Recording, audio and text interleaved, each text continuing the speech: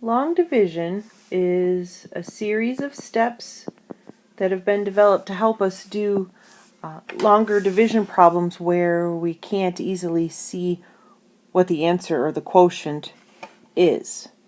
For example, if we do something like 12 divided by 4, if we know our multiplication facts, we know that 4 goes into 12 3 times. Now, we've been checking our division by then multiplying our quotient 3 times the divisor 4. 3 times 4 is 12. We put the product underneath the dividend here and we subtract. If we don't have a remainder, then we know that 4 will go into 12 3 times. Another way to check that would be simply to multiply 3 times 4 equals 12. Now, sometimes our multiplication problems, division problems, aren't that simple. For example, let's say in 4th grade, we have 54 students, and let's say I want to divide you into 3 groups. Okay. Well, I don't know right off the top of my head 3 times what equals 54, so we need to follow some steps to help us do a paper pencil method of finding the answer. But first, before we get started, I want to review with you the steps that were presented in class. We've got our division man here. The steps are divide, multiply, subtract, and bring down. So we'll follow those steps with our problem 54 divided by 3 and see what we come up with.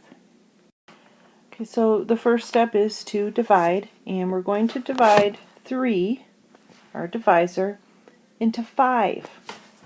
How many times will 3 go into 5? If I have 5 things, I can only make one group of 3, so we will put a 1 up here in the tens place. That's divide. And then we multiply. We multiply 1 times 3. That equals 3. The third step is subtract. So I'm going to subtract 5 minus 3. That equals 2. And then our fourth step is to bring down. We bring down the very next number in the dividend, which in this case is a 4. And then I start all over again. Now I'm going to divide this 3 into 24. Well, I know from knowing my multiplication facts, the closest fact here is 8 times 3 is 24.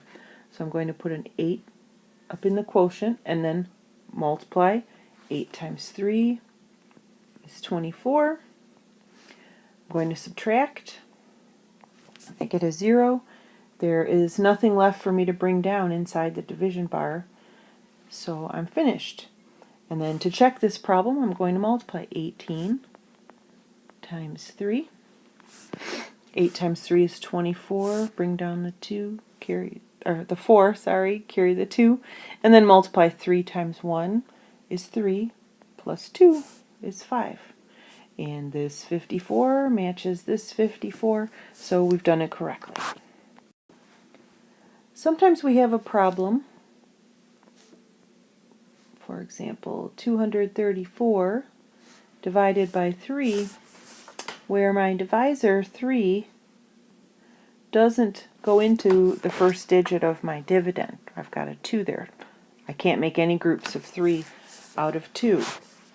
So I put a 0 above the 2 there. That's just to hold my place, so I know I've already thought about this place here, this 2, and I can't do anything with it, so that'll keep my numbers in my quotient from creeping over on me.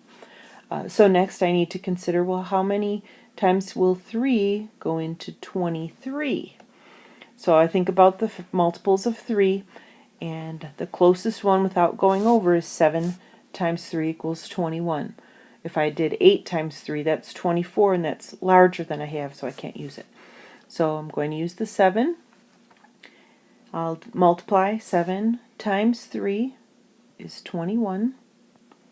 My next step is to subtract. 3 minus 1 is 2. 2 minus 2 is 0. And the next step after subtract is bring down. So I'm going to bring down the 4. And now I start all over again. I'm going to divide, multiply, subtract, and bring down. So I'm going to divide 3 into 24. How many times will 3 go into 24? Or how many groups of 3 can I make out of 24? However you like to think about that. And I know it's 8. And then I multiply. 8 times 3 is 24. Subtract. And I don't have anything left to bring down.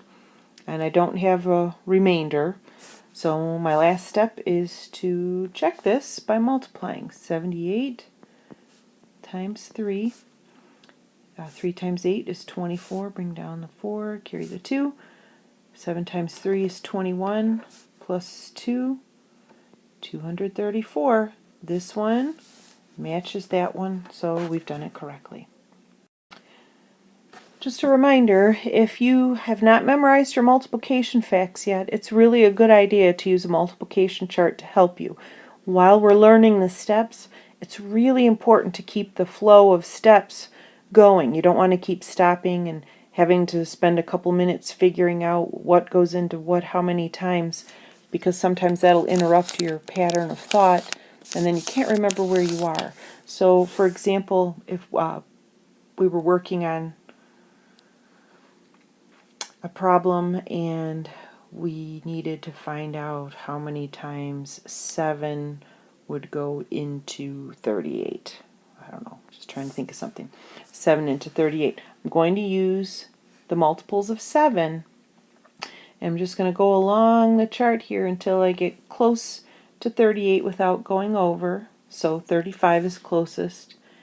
And so my factor that I need up there is a 5. So then I would use the 5. 7 times 5, 35. And then keep going from there. So that's how you would use the multiplication chart. But again, this is yet another reason, my dear students, to learn your multiplication facts. It'll make most of your math that much easier. And last, since you stuck around all the way to the end of this, a joke for you. See you soon.